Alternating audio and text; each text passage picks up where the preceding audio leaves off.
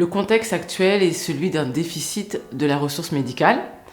Et par les protocoles de coopération, on va pouvoir, déjà dans un premier temps, libérer du temps médical, c'est-à-dire permettre aux médecins de pouvoir se centrer sur les missions où on a le plus besoin de lui. Si on en vient véritablement à la définition des protocoles de coopération, c'est qu'il s'agit d'un transfert d'actes médicaux.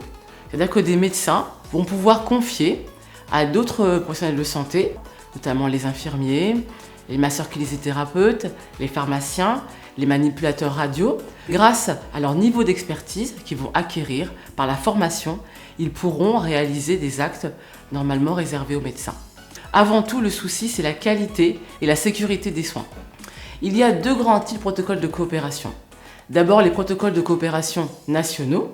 L'intérêt, c'est qu'ils sont en fait, si on peut dire, livrés clé en main. Les protocoles locaux, ils sont élaborés et validés au sein d'une équipe de santé. Ils ne sont valables que dans l'équipe de santé qui en est à l'initiative. Alors il y a un processus d'élaboration pour lequel l'ARS justement accompagne les opérateurs.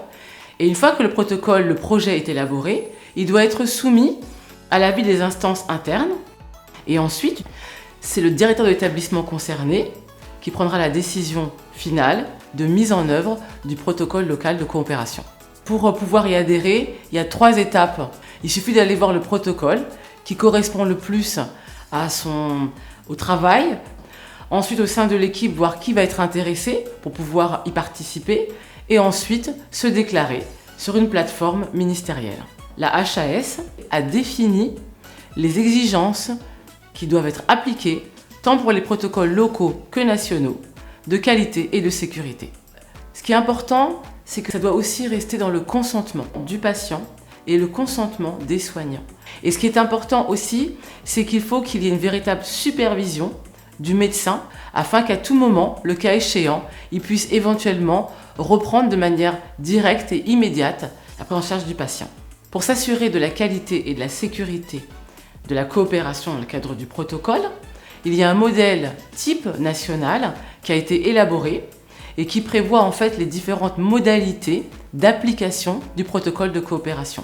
Le protocole de coopération nationale qu'on souhaite mettre en place dans notre service au CHBT est un protocole qui permet l'évaluation et la prescription des bilans radiologiques pour les patients qui ont des traumatismes de membres légers par les infirmiers d'accueil à la place des médecins. Quand un patient arrivait avec un traumatisme, il était vu par l'infirmier qui en parlait au médecin et le médecin après demandait une radio.